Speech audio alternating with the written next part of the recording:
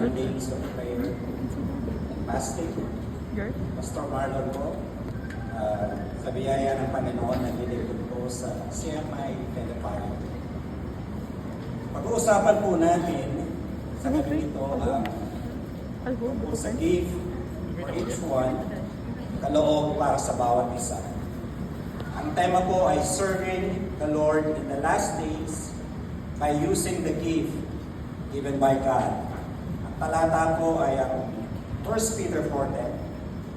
As each one has received a gift, minister it to one another as good stewards of the manifold grace of God. Malinaw sa ating binasa na ang bawat isa ay may kaloob na tinanggap mula sa Panginoon. Ito ay para paglingkuran siya at paglingkuran ang ating kapwa. At ito ay ang ating bilang mabuting katiwala na galing sa biyaya ng Diyos. Alam ng Diyos ang nakaraan natin, gaano kapula ang ating mga kasalanan, ang ating mga kahinaan, kung paano tayo nagpasasa sa mundo noon. Pero sa kabila ng nakaraan natin, ang nakikita ng Diyos sa atin ngayon bilang mananampalataya ay pinatawad niya, iniligtas niya, nilimot ang pagkakasala natin, pinili tayo pinanal, binigyan ng katwiran, ng righteousness. Nakikita din ng Panginoon ang ating potensyal. Inilagay niya tayo sa kanyang plano bilang individual at iglesia. Nagbigay siya ng kaloob sa bawat isa. Kumikilos siya sa ating puso at kaisipan para sa sanctification, produktibo, matatag, malakas, mananagumpay, lumalago, ang compassion sa pamilya ng Diyos para maging pagpapala sa ating kapwa. At merong kailangan para mangyari ang ating potensyal, katulad ng isang putik para maging isang magandang palayo, katulad ng isang canvas para maging isang magandang painting, o katulad ng isang bato para maging isang magandang eskultura. At para maging realidad ang potensyal natin, kailangan ng mapagpalang kamay ng Panginoon at ang ating kooperasyon, pagpapasakop at pagpapakumbaba habang minomolde tayo ng Diyos ayon sa kanyang plano. Mga kapatid, magbantay tayo dahil kapag kaloob na ang pinag-uusapan natin, pinsan yan ang ating kapagsubukan. Pag pinagpala tayo ng kayamanan, minsan ang priority ng tao ay sa salapi. Kung anong pagpapala siya yung kapagsubukan. Minsan sa pisikal, kung binigyan ka ng kalakasan, isang kagandahan na pagwapuhan. Mas marami ang temptations, di po ba? Na kailangan na maging matatag. Pero kapag sinisikap natin na maluwalhati ang Diyos sa mga kaloob na ibinigay niya sa atin, nagiging pagpapala at kagalakan ng mga ito at hindi kapagsubukan. Sa teksto natin ngayong gabi, paano tayo maglilingkod sa Diyos sa mga huling araw. At ang unang punto po natin tatalakayin, ang una ay ang we all receive a gift. Ang bawat isa ay nakatanggap ng kaloob. Si Pablo po ay may nabanggit ng mga kaloob na binigay ng Panginoon na makikita sa kanyang mga sulat, katulad ng wisdom, faith, discernment, prophecy, teaching, administration, service, mercy, giving knowledge, leadership, hospitality, gift of healing, encouragement, charity, at marami pa pong iba. Iba't iba ang kaloob na galing sa Diyos. Katulad po ng isang hardin na maganda, wala po tayong makikita isang hardin na isang bulaklak lang na klase. Kung kalachuchi, puro kalachuchi. O kung gumamela, puro gumamela lang. Di po ba ang isang magandang hardin ay napakaraming mga bulaklak dyan para bumalanse ang hardin na yan, dapat iba-iba. May makikita ka dyan rosas, may makikita ka dyan mga iba't iba, sunflower, lavender, orchids. Ang bawat isang bulaklak ay may layunin na nagpapaganda at bumabalanse, ganoon din tayo. Iba't iba ang kaloob na pinagsama-sama tayo sa CMI dahil may layunin ang Diyos. Bakit tayo nandito? Para sa katagumpayan ng local church, para sa kapurihan ng ating Diyos. Magpapasko po noon, pagbibigayan ng regalo. Meron po akong binigyan. It's an exchange gift. Alam niyo po, ibinalik niya. Meron po siyang reason.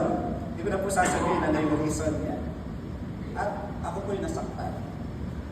Meron din akong kilala na malapit sa akin na nagbigay din ng regalo at ibinalik din. Nalaman ko na binalik. At ang tanong ko sa kanya, anong naramdaman mo?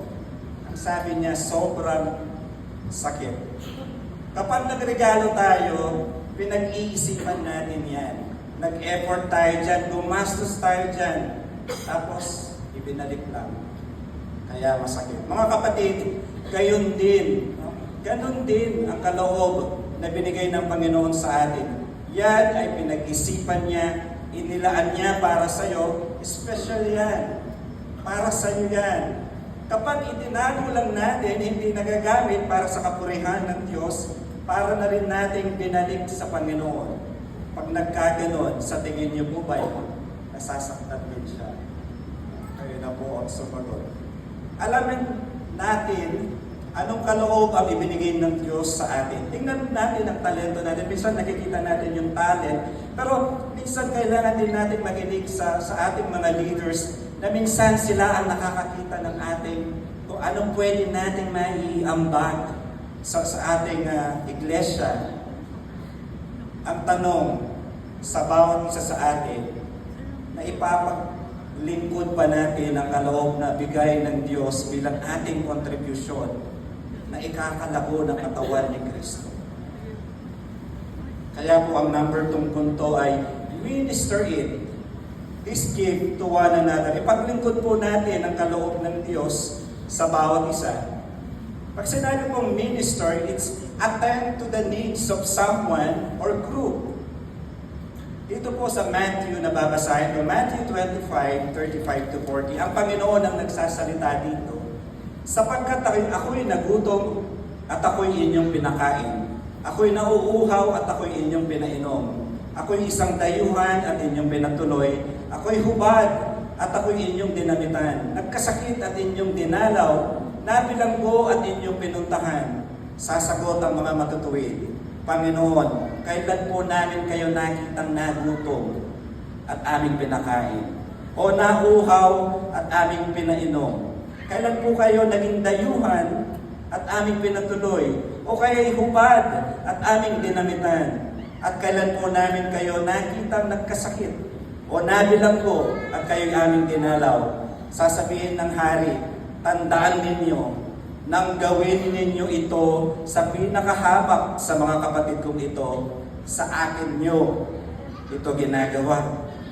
Kailan po tayo huling nagbigay sa takot-takot na bigas? Kailan po tayo nagbigay ng damit kahit yung sobra lang po natin? Kailan tayo dumalaw sa may sakit na kapatiran? Kailan tayo nagbigay ng shoebox na merong mga school supplies? Kailan tayo huling bumisita sa mga nakakulong? Kailan tayo nakibahagi sa medical outreach? Kailan tayo nagtanong, ano ang maiaambag ko sa CMI, the body of Christ, kung saan ako inilagay ng Panginoon? Hindi puro ganda lang ang ambag natin.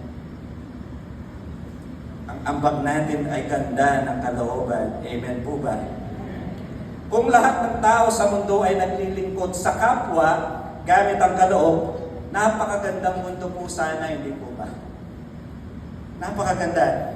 Sa CMI na umpisahan na yan at nagtutuloy-tuloy ang paglilingkod sa kapwa, ang kailangan ay palaguin po natin ito at marami pa ang makibahagi.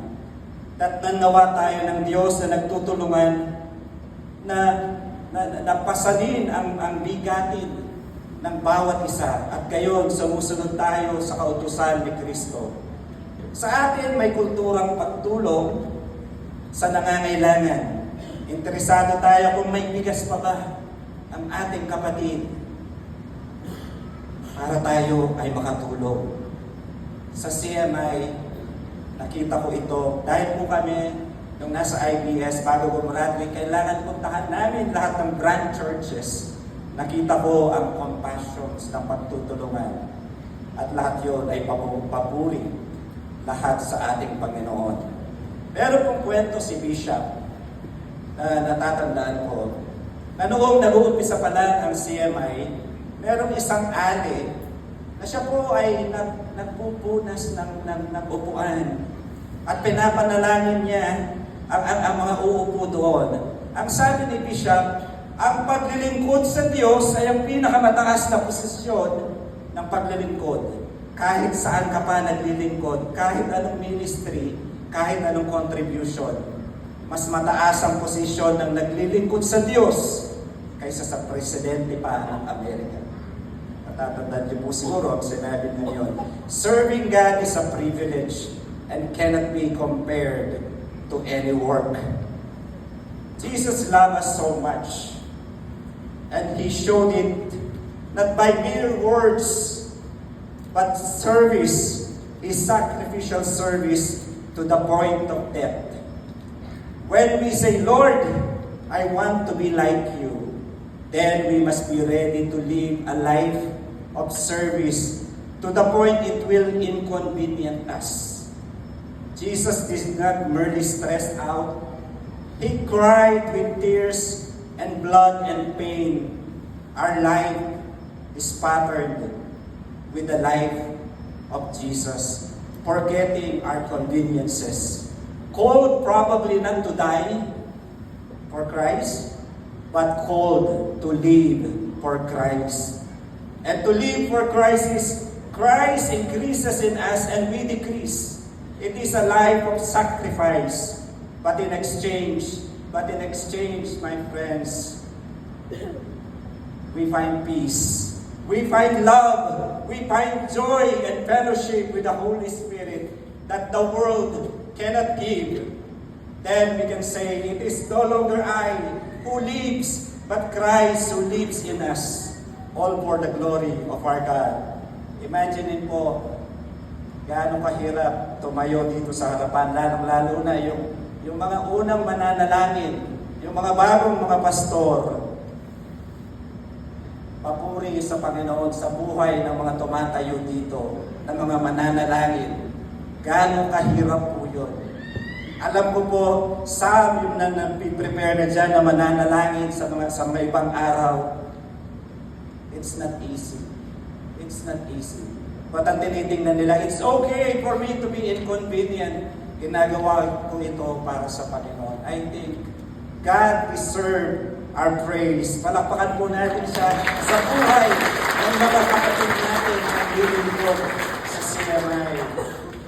Ano ang kailangan para maglingkod o makapaglingkod? Na gamit ang kaloob, makiayon tayo sa plano ng Diyos. Ang pagkilos niya sa iglesia, sa pamilya, sa komunidad. Kung may kilos ang Diyos, minsan may revival, let's contribute. Kung may feeding dyan, let's contribute. At iba pa, mahalaga na nagkakaisa tayo, nakikibahagi tayo sa lahat ng paglilingkod. When our Lord Jesus served, He gave His all. He came to serve and not to be served. Jesus gave it all for you and me. A pattern we should emulate or do the same. When we serve, we give our all. We give our best to the glory of God until nothing is left with us. Because then God will fill us up again to serve again and again, to give glory to the King of Kings again and again. Our life is a life of service for the Lord. Sa CMI Talipayong, meron pong nag-a-attend si Apong Ising. Si Apong Ising ay 84 years old. Nakatungkod na po siya at umaasa sa mga bigay ng kanyang mga anak at apo. At sa bawat linggo po ay siya ay dumadating ng mostly na pinakamaaga sa Sunday service. Pinakamaaga po siya. At parating nagdadala. Minsan kakanin, minsan crackers, tinapay. Minsan siguro walang-wala na siya, nagdadala siya ng candy, mga halls. sinasabihan po siya na huwag ka nang magdala. Idagdag mo na lang yan dun sa pambili ng gamot mo. Pero ano po ang sabi niya? Ang pagbibigay niya po ay yung kasiyahan niya. Kaya nung narinig po namin yun at narinig ng mga kapatid, hindi na siya binawalan. Si Among Gising, dapat siya yung binibigyan, pero sa abot ng kanyang makakaya, siya pa ang nagbibigay. Ganon magmahal sa mga nakikita ko, sa maraming CMIans. Ganon ang puso na dapat we should emulate na dumami pa ang ganitong diwa sa atin, na ipapakita natin ang pagmamahal sa Diyos, kung paano natin minamahal ang ating kapwa, kung paano natin pinaglilingkuran ang bawat isa. Sa CMI, tayo ay mapagmahal sa pamilya at pamilyang CMI, and all this for the glory of God. May mga hadlang sa paglilingkod. Hindi nagiging matagumpay ang paglilingkod dahil minsan ay may pagsuway, minsan delayed ang obedience, minsan partial ang obedience. Nawa, handa tayong tumulong sa paglilingkod. Kahit na empleyado, ayaw niya ng delayed salary or partial salary. So ang tanong, kailan po tayo maglilingkod? Ngayon na. Ngayon ng araw at sa mga susunod pang araw. Ano pang ibang hadlang? Pride. Sinisira ng pride ang potensyal ng mga mananampalataya.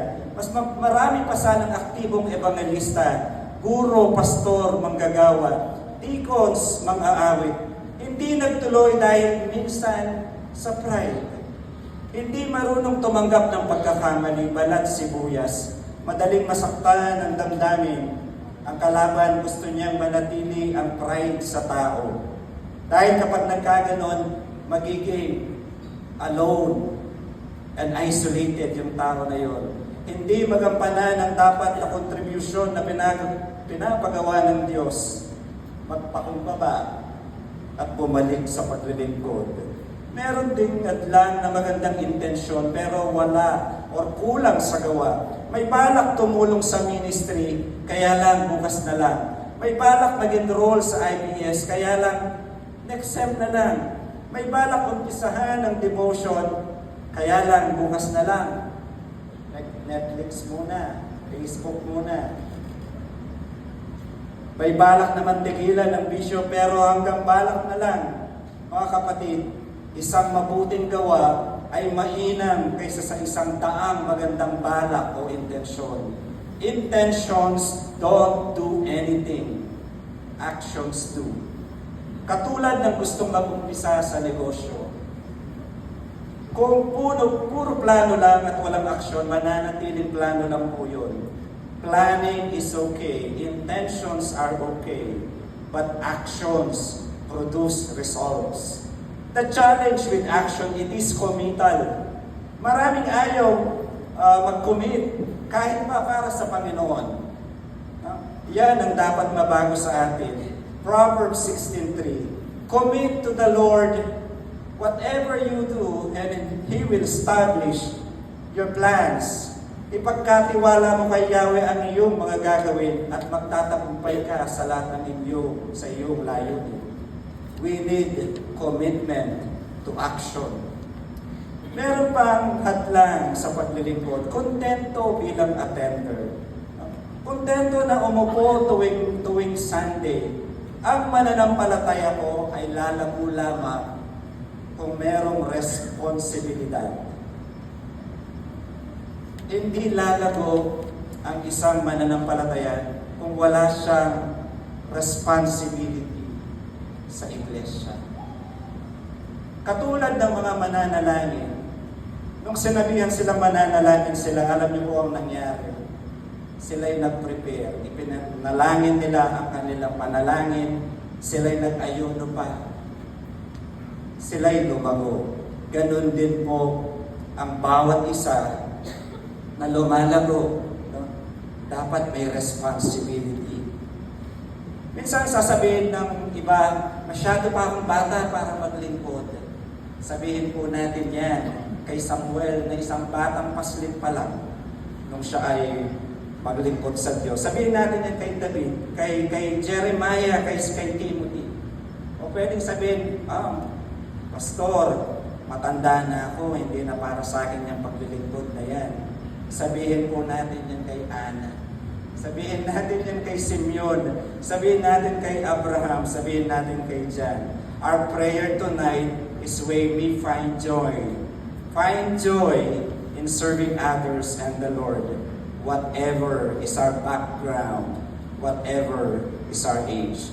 The way to live a Christian life is to be involved in the ministry. The way to live a Christian life, our Christian life, is to be involved. Pangatlong punto po, as a good stewards of the manifold grace of God, na gaya ng mabuting katiwala na masaganang biyaya ng Diyos. Paano magiging mabuting katiwala? Pinagpala ang aliping madarat ng gumaganap ng tungkulin pag-uwi ng kanyang Panginoon. Kung gumaganap tayo sa ating tungkulin, kahit kailan dumating ang Panginoon, mamaya, bukas, sa makalawa, tayo ay handa sa anumang sitwasyon. Hindi tayo mahihiya sa pagharap sa ating mahal na Diyos. Luke 12:48b. Ang binigyan ng maraming bagay ay hahanapan ng marami. At ang pinagkatiwalaan ng lalong maraming bagay ay pananagutin ng lalong marami. Kapag marami ang kaloob na tinanggap, mas marami ang pananagutan. Marami sa atin ang nananalangin ng pagpapala, ng maraming blessings. At kapag sinagot ng Panginoon ang panalangin, merong kalaki po iyan na pananagutan. At sa bawat isang kaloob na binigay ng Diyos, may pananagutan po yan. Alam niyo po yung iba sa atin, they are gifted talaga. Maraming tinanggap na kaloob sa Diyos. Sa paglilingkod, merong mga nandirito na ang galing-galing manalangin. Ang galing na mag-preach ng isang tao, magaling pang tumugtog, marunong pang kumanta, marunong pang manalangin talaga. Sana all, hindi po ba? Pero mas malaki ang blessing na tinanggap na kaloob, mas malaki ang pananagutan. At watch out, mag-ingat po tayo doon sa pride. Ang mabuting katiwala ay nagsasanay at kumikilos, nagpaparticipate po. At lahat po ng mabuting katiwala ay magsabi po ng Amen. Amen. Nagsasanay at kumikilos. Kahit mayroong mga tagumpay na dati, we don't rest on our laurels. Patuloy tayong nagsasanay, kumikilos, nagpaparticipate sa gawain ng Panginoon. We are enjoying our journey with the Lord. Ang sa Panginoon, wala pong edad. Kung napansin niyo na po yun. Kahit na ang edad mo ay napakabata, hanggang sa pagtanda natin, nagpaparticipate po tayo. Wala po itong expiration. Wala yung kamukha sa empleyado na retirement. Kahit na retired na ang isang pastor, minsan makikita mo, nananalangin pa rin sa harapan. Nagpaparticipate pa rin. Lahat ng kaloob, paglilingkod at mabuting katiwala ay umaasa sa biyaya ng Diyos. Lahat po naman ay galing sa biyaya ng Diyos. Marami po ang nagkakamali. Ang akala ang unang kailangan sa paglilingkod ay pera. Mahalaga ang pera pero hindi siya ang una sa listahan para sa paglilingkod. Ang panahon, ang oras na ibibigay mo ay mahalaga. Lalago ang church. Ang kailangan natin, tayo ay nagkakaisa. Sama-sama tayo. Kung kumikilos tayo, nagpapanalangin tayo. Nagre-respetuhan. Nagmamahalan bilang isang katawan ni Kristo. At umaasa unang-una sa biyaya ng Diyos para sa luwalhati ng ating Diyos. Marami ang haharapin pa nating hamon sa buhay. Pero alam po natin tayo ay mananagumpay dahil sa ating pakikipag-isa sa Panginoong Jesucristo. Sabi ng awit 126, magkaroon tayo ng masaganang ani.